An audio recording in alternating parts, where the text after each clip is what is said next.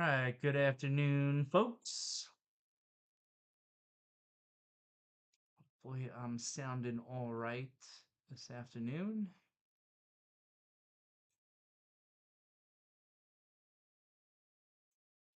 Got a bunch of earnings reports out here after hours, a couple interesting ones. Um, but let's start with the disclosure.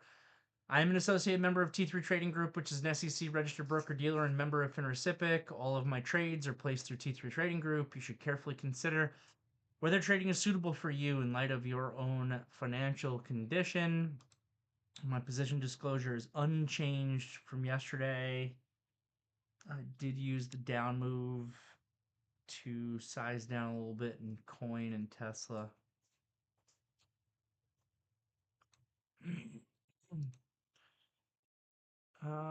Someone sees the Mara report when it comes out. You can post it. I'd like to see that one.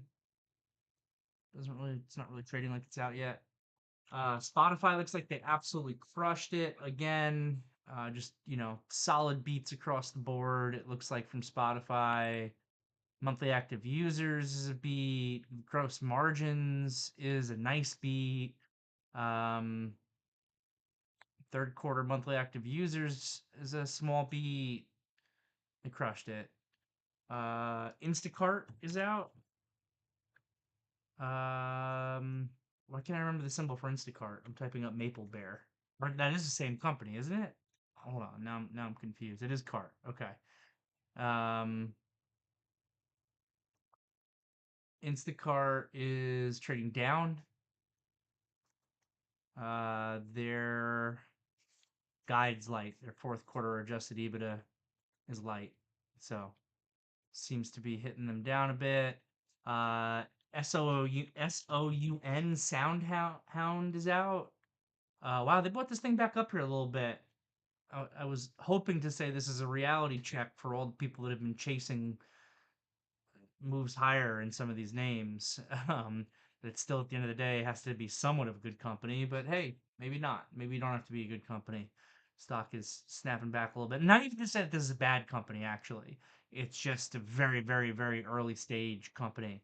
As you can see here, the third quarter revenue is 25.1 million, which beat estimates at 23.1 million. So it's a decent beat, I guess, on a percentage basis, but when you only have 25 million in revenue, it's not a whole lot. I'm not exactly sure what the market cap is though on that thing. Um, but it was obviously up huge into the move. We have Josh Leffler's favorite company in the world crushing it, Kava. Kava doing really well here. Um, their third quarter adjusted EBITDA beats. Restaurant comparable sales is a really nice beat. Third quarter revs a really nice beat. Yeah, this is a great report. Great report from Kava. Kava continuing to crush it. Personally, I still think Naya is better for that type of food. But Kava is pretty good too. We have Mara out now. Mara trading down here initially. Um, third quarter total revenues a miss. 131.6 million versus estimates of 137.5. Uh, third quarter loss is 42 cents per share. This company is terrible. If this company can't make money when Bitcoin's doing what it's doing now, I don't understand how this company is ever going to make money. So some of these companies, the only reason that they exist at all is because of the hype around crypto. Um, but Bitcoin getting up to $90,000 or whatever, and you still can't make money. It's pretty bad. Occidental reported. I didn't know Oxy was reporting. It seemed late. It seems like a late report compared to everybody else. Only seeing this capex number though. Oh, here's the rest of it. Third quarter adjusted EPS is a B. Wonder if Warren Buffett's buying more down here.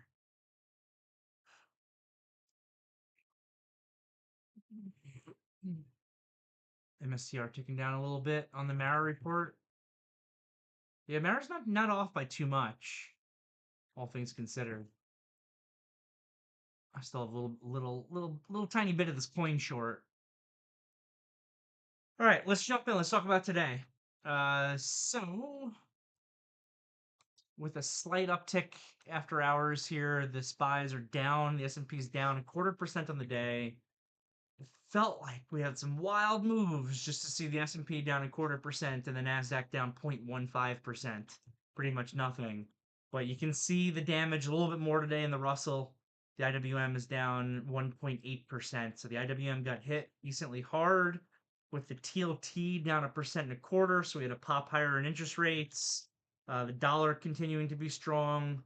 The US dollar ETF index that I like to look at is up about 0.5% here as well. VIX close today.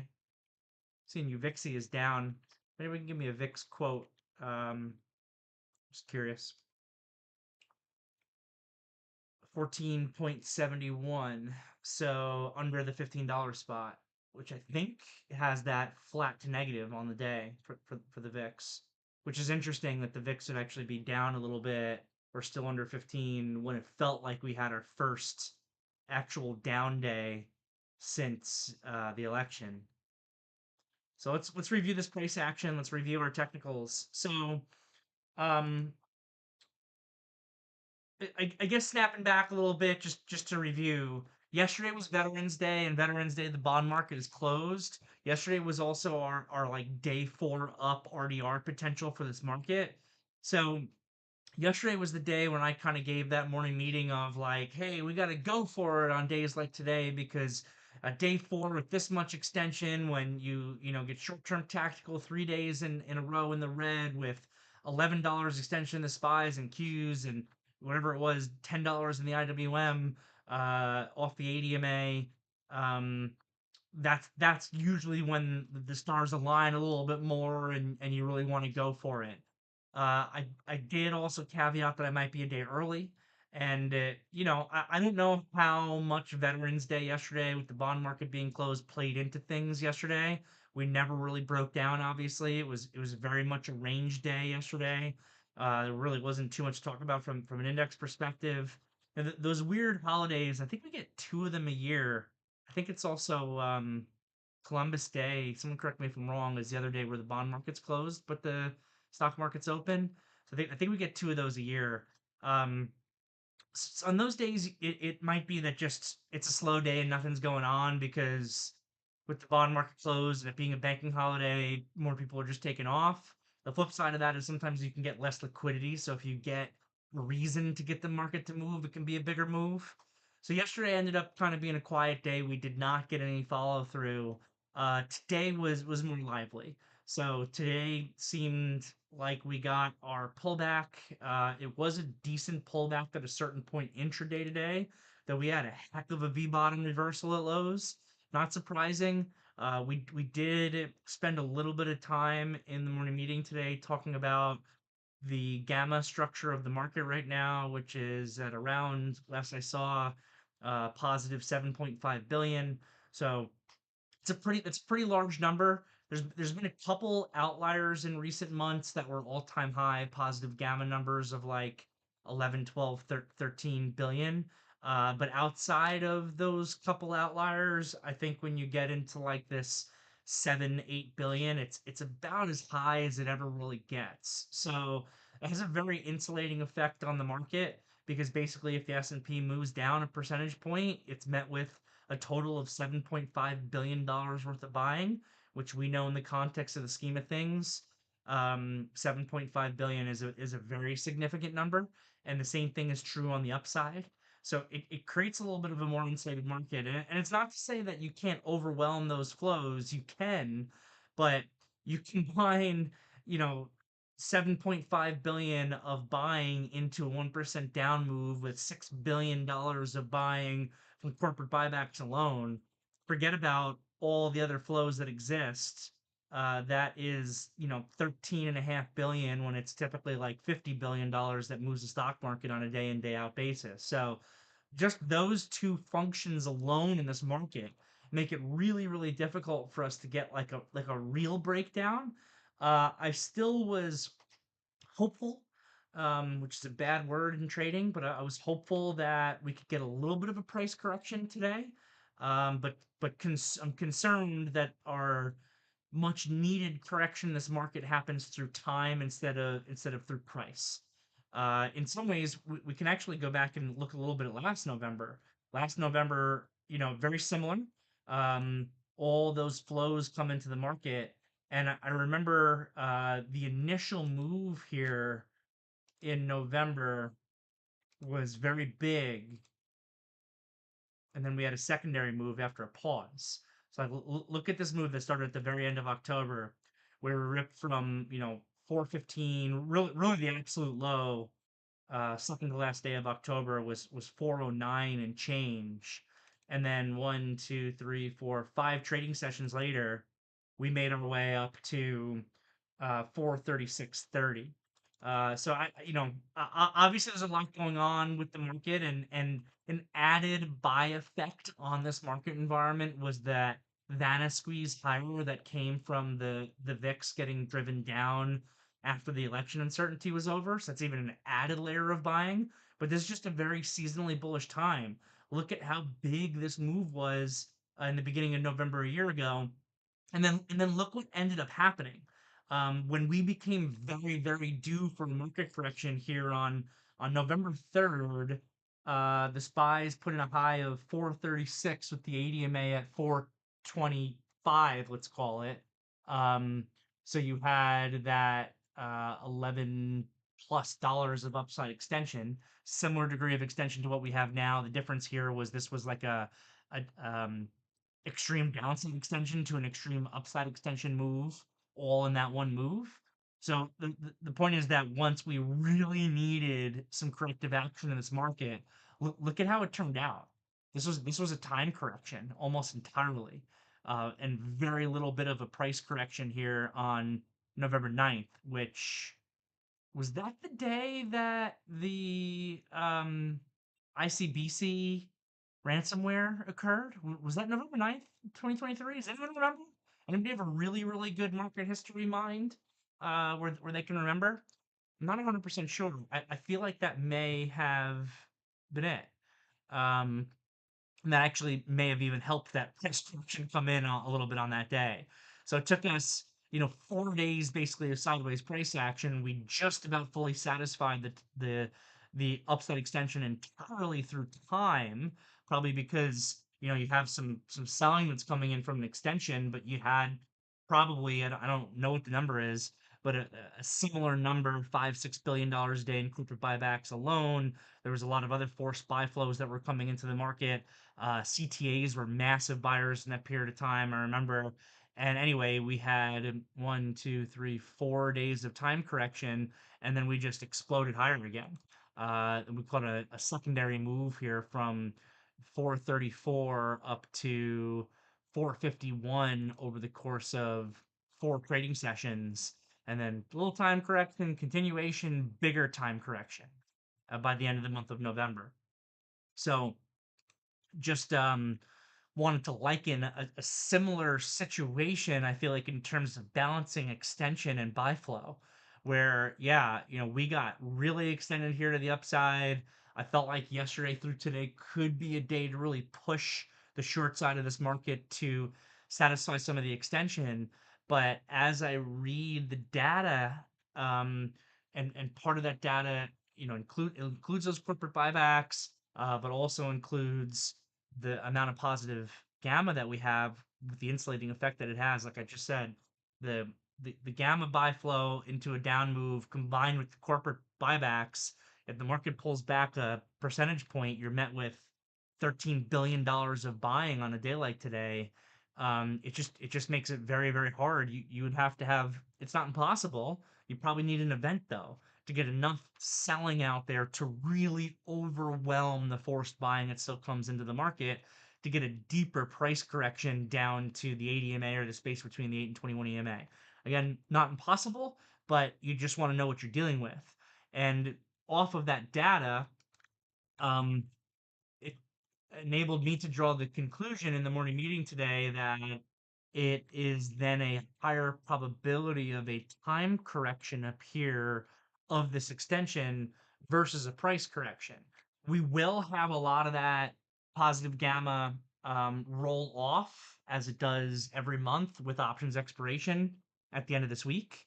By how much, I don't know, but it's usually a pretty significant amount, and that has the capacity to loosen the market up a little bit. But guess what's going to happen?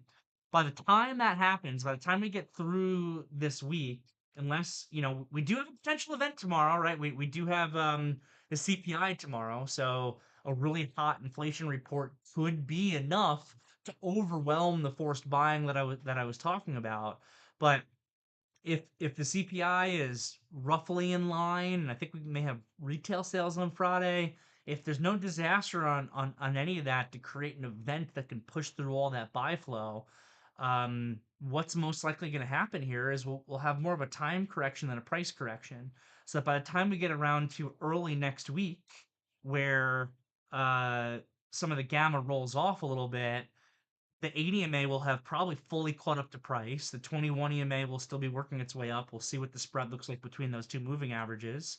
But then you might actually then be setting this market up to break higher and give big upside continuation just at a time when the market can actually loosen up again. So it's kind of a fun play between how technicals can build out with an understanding of our market dynamics that enable things just to continue to be extremely bullish right now, and in one way or another probably will be through the end of this year. So I've been discussing, for the last few days now, to look for the shorts, just because again, this amount of upside extension that we had by day 4, and even this morning we kind of had a flattish open in the spies and the Qs. The short-term tactical that we look at, the short-term tactical indicator, was in the red zone for the 4th day in a row. I'd love to see historical data on that, but I think that that's the first time I've ever seen it, at least in my memory, in the red zone for 4 days in a row. I know for sure there's been occasions every once in a while. I feel like every few months you'll get a really strong bull rally where you can get short term tactical to be in the red for 3 days in a row. This was 4 days in a row, albeit barely for today's trading session, but it still was. So, I really liked the idea of looking for this pullback over the course of the last day or two. And we did get a decent intraday pullback at a certain point. But yet at the end of the day, um, supplies are only down 0.25%, right? It's not like we had a massive disaster downside day on a percentage basis. We just had a pretty decent pullback at one point during the day that was met with an incredible V bottom. Not enough to fully satisfy the upside extension through price. Unfortunately, I would have loved a little bit of a deeper correction into that 80 MA. You would have seen me like really start to liquidate shorts and start to. I did liquidate shorts the entire way on the way down, but I didn't really build back into longs yet. Still trying to be patient to get through this upside extension that we have as it comes through time and price to build back in. But you could see, we were kind of grinding lower. This was an interesting little spot here. This 1150, 1155 candle with the uptick that was immediately pushed back down with this pivot high. And then we accelerated down here at 1255, had a doji candle at 1 o'clock, and then that doji created an incredible V bottom. I mean, this bounce back from 1 o'clock today to 2:30 was incredible. It was so strong. I mean, look at this move in the spies here on the 5-minute chart. And this is a midday move, right? This is not like an opening move where there's less liquidity, wider spreads, and price discovery that's really happening, that happens every morning at the open. This is a midday move where we went from a little bit extended down to breaking higher, and the intraday trend being so strong that it never even ticks the 80 MA on the 5-minute until you get a $4 rally basically in the spies over the course of an hour and a half. I mean, that's a hell of a bounce. Spies were even stronger into that bounce than the Qs, definitely stronger than the IWM. It's not the IWM, that's the IWM. Stronger than the IWM, stronger than the Dow, I thought also. It's interesting when you see the spies as the strongest index. You don't usually see spies as strongest or weakest. Usually it's either Qs or IWM that are really strong or really weak, leading, and the spies I feel like are oftentimes somewhere in the middle, because they always seem to benefit from wherever the relative strength is, um, wherever the rotation goes to. The spies tend to benefit a little bit from it. But yeah, I mean, that was just an incredible bounce back. So at the end of the day here, with where we close, we have like a doji that if the tail was a little bit deeper towards the ADMA, I would be like, that's it, you know. It's a bullish doji candle with that downside tail. If the tail was a little bit deeper and the close was a little bit stronger, this would be a really bullish candle. Instead, it's just, it's certainly not bearish, but it's a nice, bullish intraday recovery, and it really helps to satisfy our extension. At lows today, we got down to above 594. The ADMA is just a little bit below 591. So at lows today, we had like $3.50 of upside extension left. That's viable actually in a really, really strong market.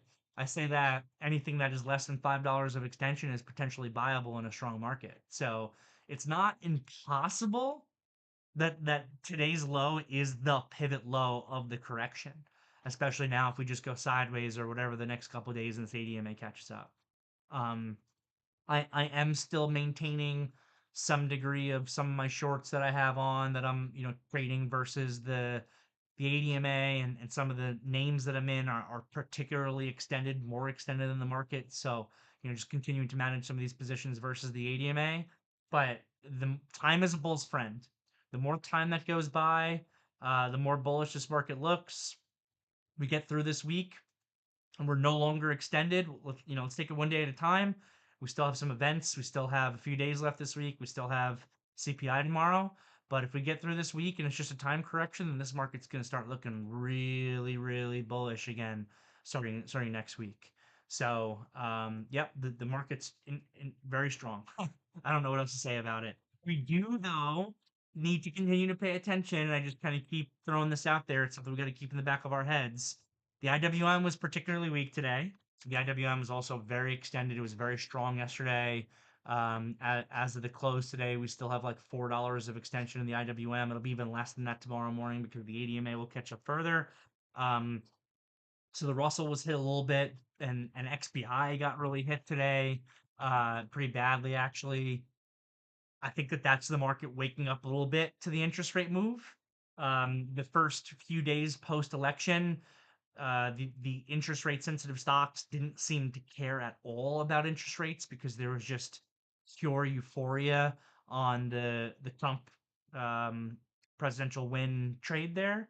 But now, I feel like today was the first time that the market looked at the interest rate move and the dollar move, and the IWM was like, oh yeah, we almost forgot for a second that it's not a good thing for interest rate sensitive companies that need to raise money to have high interest rates. So we need to continue to pay attention to this. I still think that this is the one thing, if anything can derail this market, and I do think it's lower probability, it's not even something I'm calling for. I'm just saying it's something we need to pay attention to, which is if the TLT loses the low from November 6th and the 10-year starts ticking up past 4.6%, I think it'll hit a point where it starts to really actually start to influence stocks negatively. And then the other one that we really got to pay attention to is this move in the dollar. This move in the dollar is getting out of control. A strong dollar really negatively impacts multinational companies. What are the multinational companies? Well, a lot of them are the Mag 7 names, right? Microsoft, Apple. These companies do big business around the world. So a very, very strong dollar can potentially begin to impact. I actually think that a strong dollar is worse for Mag 7 stocks than high interest rates. I don't think that Mag 7 stocks really care about high interest rates at all as long as it's not slowing down the economy because they have so much cash that higher interest rates aren't necessarily a bad thing for them at all. You could even argue that they're a good thing. But a really high dollar, if anyone remembers the earnings reports from um, this big move that we had in 2023 in the dollar, the earnings reports that followed that move, there was a lot of misses from those Mag 7 names that would be blamed on FX concerns. And it is true that the market tends to be pretty forgiving for earnings report misses that are related to FX, because it's not like it's a slowdown in the business or anything like that. It's just a currency issue. So they can be more forgiving, but it obviously still has an impact. So the dollar ripping up here, I'm actually surprised that this move in the dollar is not starting to have a little bit more of a negative impact already on the market. But those are the two main factors that we really need to keep in the back of our minds. That if they really start getting out of control, and I would almost argue that the move in the dollar is starting to get there, the interest rate move needs a little more upside juice and rates to get us there.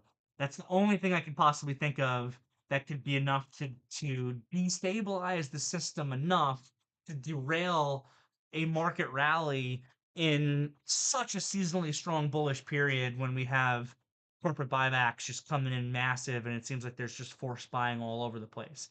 Like I said in the beginning of the meeting when we just talked about the market dynamic of trying to have a market pullback when you've got $13 billion of forced buying into a pullback just from, two sources.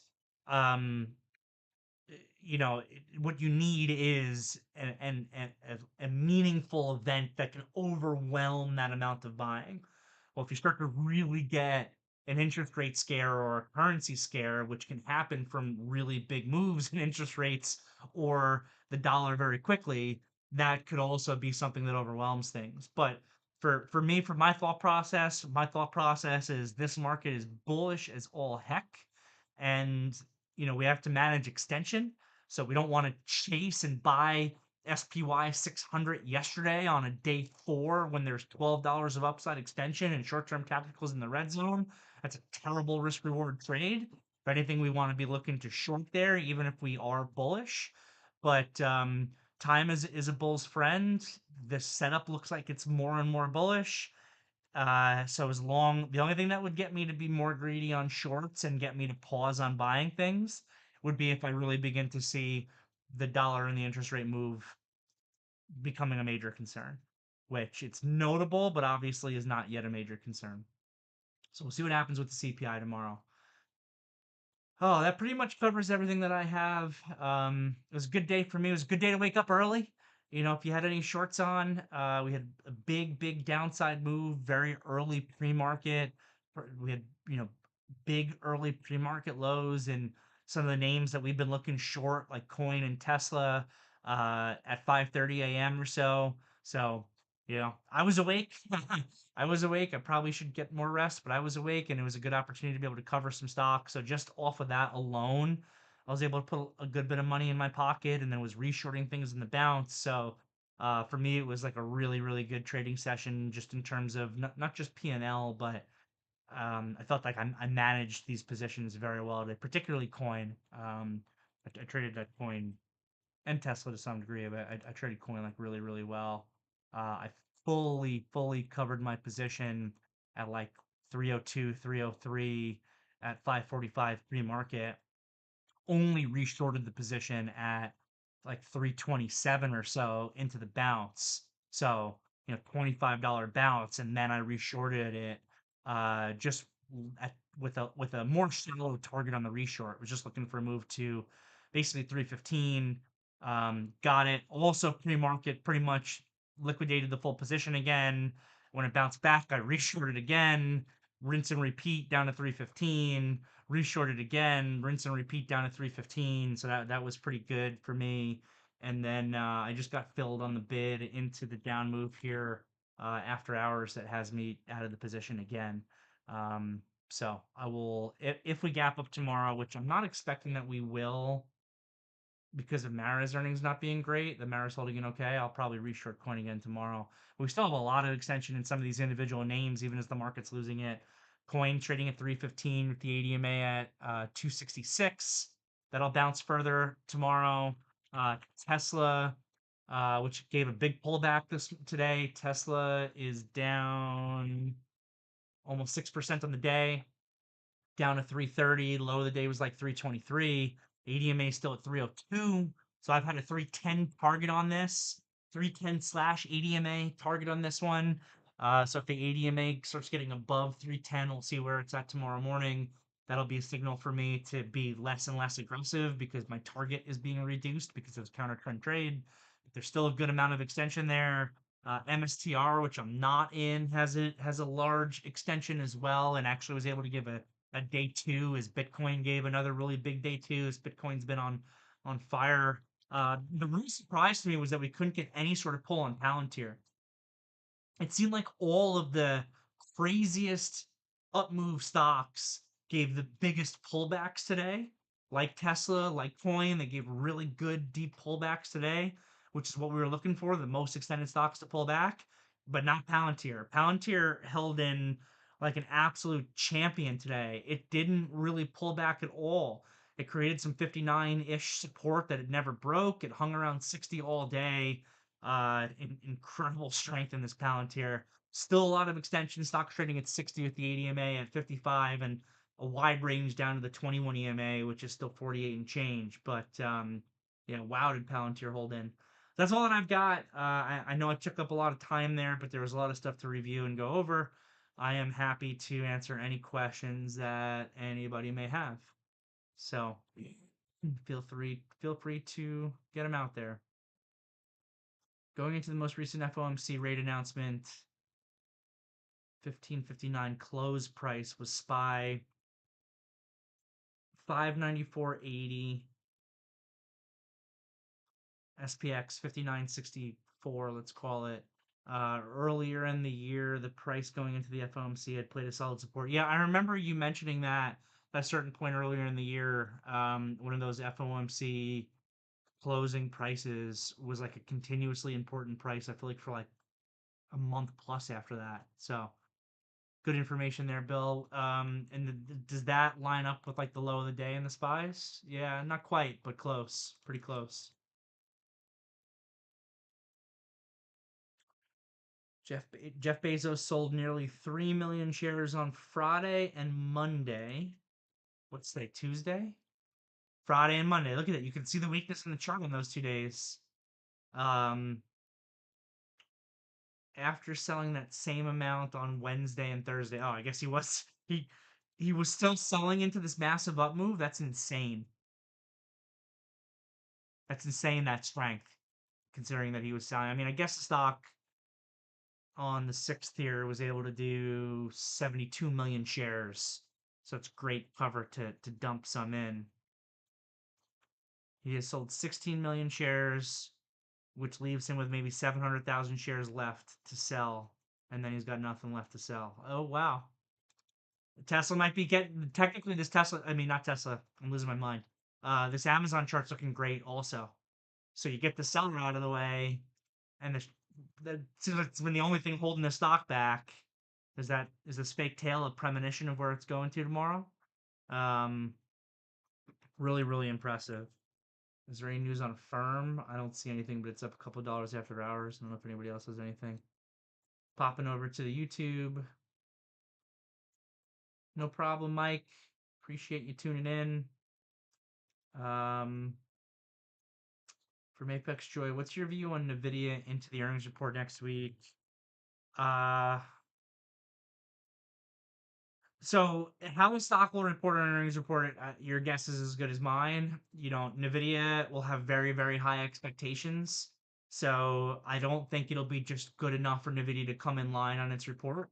I think like it has to be big in order to continue higher. I think if you get like a inline report or God forbid a miss, then Nvidia probably gets smoked to the downside, but the chart here looks fantastic overall. 150 is a very important level, so I'd keep watching this 150 to the upside. I would like to say, especially given the other semiconductor names on their earnings reports, the risk is to the downside on Nvidia. We've seen some other companies. What's ARM been doing since its report? I know it's a little bit different of a company. But yeah, we've certainly seen some companies where good is not good enough, and I think Nvidia will be one of those as well. So the bar is very high. 150 is a huge level. I wouldn't just blindly buy it into this earnings report because I think the risk is to the downside. But Nvidia has a habit of just being like incredible. So we will see what the most important stock in the universe does next week. For me, Vixie Bull, what do you make of SoFi not selling off today, unlike other names? I'm still in this thing until 15-17 area. I think it's part of growth hanging in there. Do we think that the Wedbush analyst still has a $3.50 price target on this that he put on it on August 5th? Do we think that the Wedbush analyst still has a job? Does anyone know if that person's on the unemployment line because he deserves to be? Um, SoFi is incredible. I really like the company. I think it's cheap growth, and cheap growth in a good company is a really hard package to have. Um, so it's great. I think you could have a price target of 20 on it. I don't think it's impossible for the stock to get up there. It's held incredibly well. The whole character of the stock changed once it started holding above $10. Which because this thing was a SPAC, so there was just a ton of overhead supply at $10. Once it was able to start holding above that price level, the entire character of this stock has changed. I think it looks great, but it's a bit extended. I am currently out of my position in it because it reached my target, but I'm chomping at the bit to buy a pullback. It's one of the first names that'll be on my list if I can get this market to enable me to start buying again, and the stock's not extended and the market's not extended. So yeah, I like it a lot. And if you're telling me it gave good relative strength compared to other names today, well, Affirm's up, Upstart's down. Then it makes me like it even more. So yes, SoFi's great, and hopefully the Wedbush guy uh, got what he deserved. Actually, I own one because that was like the best buying opportunity ever, and I took advantage of it. So I wish him the best. Um, from Kevin G, what's your take on trader psychology when it comes to trading past 11 a.m.? I'm finding my sweet spot in trading is pre-market to about 10:45. I'm gonna pause you right there. That's been my sweet spot for a very long time. And on days like today, I'm thankful to walk away. That's interesting that you would say that because days like today are the days when I actually want to continue to trade throughout the day, and not have to deal with the consolidation. Well, today there's not a midday consolidation in the market today. That's why today I'm saying that today is a day when I want to continue to trade. A day when we're trending, and then we have like a 1 p.m. capitulation that leads to like you could be shorting the downtrend. Then you could be buying this high volume capitulation downside extension for 1 p.m. catch. I know for myself personally, there's no way I'm catching this full long move on a counter trend trade unless this was happening into the 80 EMA on the daily. If you have this 5 minute trade set up and this gets into the 80 EMA on the daily and you see this setup come in on the 5 minute, that's like don't get me excited. Like that's the most exciting like setup ever when you're able to combine like a great capitulation buy setup on a 5 minute chart with um a daily level, a daily area where you expect the big picture to pivot. That's like the ultimate. In which case, then I would be super greedy, I think, on the long. But considering that this is still very much above the 80 MA on the daily, I can tell you for myself, the long here would just be a scalp up to the 80 MA, maybe the 21 EMA, and then I'm out of the way. But the point that I'm trying to make is um, there's when the market's moving like it is here midday, that's when I want to be trading it. But generally, I think it's a great idea to not be doing much trading in the middle of the day. I've seen even the internal statistics at T3 have shown that our traders tend to give back money between 11 and 2. So I've been emphasizing it for years. If you're trading midday, make sure you're doing it because there's price action, because there's movement, because you have an advantage. Because a lot of the times when it's just midday chop and nothing going on and there's no trend or anything like that, it's a wonderful time to chop yourself up and give back some P&L because why do we trade midday? Probably usually bad psychology. We're down money and we want to make it back, so we're forcing trades midday when there's no setup. Or we're bored and we're forcing trades because we're bored. Those are the reasons why sometimes traders are over trading midday and we're just in chop and there's nothing going on. But yeah, I love the idea of taking a step back midday. And that doesn't mean, turn the computer off. It means do research, read reports, chat with other traders, things like that. Get yourself a good lunch. There's other things that you can do that improve your trading without actually trading.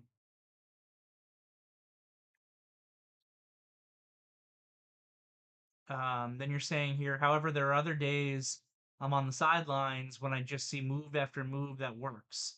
What are your thoughts on tackling the psychology to push oneself? Yeah, so again, if we're talking midday trading here, I think that one of the most important themes in trading period, whether we're talking about midday or whether we're talking about earlier in the day or into the close, is and this is one of the things I try to tackle in our morning meetings every day, is what type of day is today most likely going to be? Is it more likely that today is a trend day? Is it more likely that today is a range day? Is it more likely that today um, has a wide range, or is it more likely today has a tight range? And there's a bunch of ways in which we can tackle those guesses, those guesstimates. We assess the probability of what type of trading session the day will be by assessing the technicals and the market dynamics. Again, it tends to be, and I know we had some pretty decent intraday moves today, but that's probably related more to the technicals and the market dynamics. The market dynamics today dictate like range right now. The technicals dictate that we should still be able to get bigger moves because of how big the recent moves were and the upside extension that we had. So, I think that when you're trying to figure out how active you want to be as a trader, regardless of the time of day, it's about assessing how much opportunity is out there. And you assess how much opportunity is out there by figuring out what type of trading session you're having. And again, type of trading session, range day, trend day, etc. So appreciate the Kevin. I appreciate the Kevin. I appreciate the question, Kevin. Um, appreciate you tuning in as well. From Daddy Trades in the YouTube. What do you think would shift the current narrative with the 10-year and yields, negative economic data, recession fears, the 10 years looking like it'll clear 4.5 and push to 4.7 and maybe even get back to 5%. Yeah. So, I mentioned 4.6%. I didn't come up with that number myself. I stole that off a Goldman Sachs research note that mentioned that 4.6% is where they really expect the market to start being influenced by it. The first thing to think about when you're thinking about interest rates in the stock market is multiple compression. So, generally, even though we saw Mike Wilson basically lose his job in 2022 by trying to assess an S&P target that was based on multiple compression by how high interest rates were going, and we know that that was thwarted, by the way, not to go off topic, by market dynamics that were related to vol selling that kind of helped this market to be able to hold in a little bit. But we know that as a general rule, as interest rates go higher, multiples compress, which brings up some really interesting statistics from Pat's note this morning for the people who are in the VTF and have access to this. Is that the S&P is up 60%, mind-blowing number, from the bottom in October of 2022. But the number that blew my mind even more was that here it is. Um, the the 12-month forward PE for the index is up 40% from lows. So a very large percentage of the 60% up move in the market has actually come from PE expansion, forward PE expansion. So if interest rates really start to break out it really begins to have the opposite effect there. Um, and at a certain point, that might extend to economic data and recession fears. For me, for the moment, I think that it's just something that can create a little bit more of like a market style correction of a lot of the upside move that we've had that just comes from multiple compression as interest rates move higher. And what typically gets hurt the most on the interest rate moves? Interest rate stocks. But the interesting thing, again, is the dollar move at the same time. This dollar move, I think, actually has a worse effect on Mag 7 names, and maybe does not affect actually small cap names in the same way. Obviously, it depends on the company. Um, so so yeah, that's an educated, question and comment. So I appreciate it, and that's my thought process. And it's the one thing that I'm really, really paying attention to that may tell me to be more greedy on shorts and take a step back on longs. Whew. Um,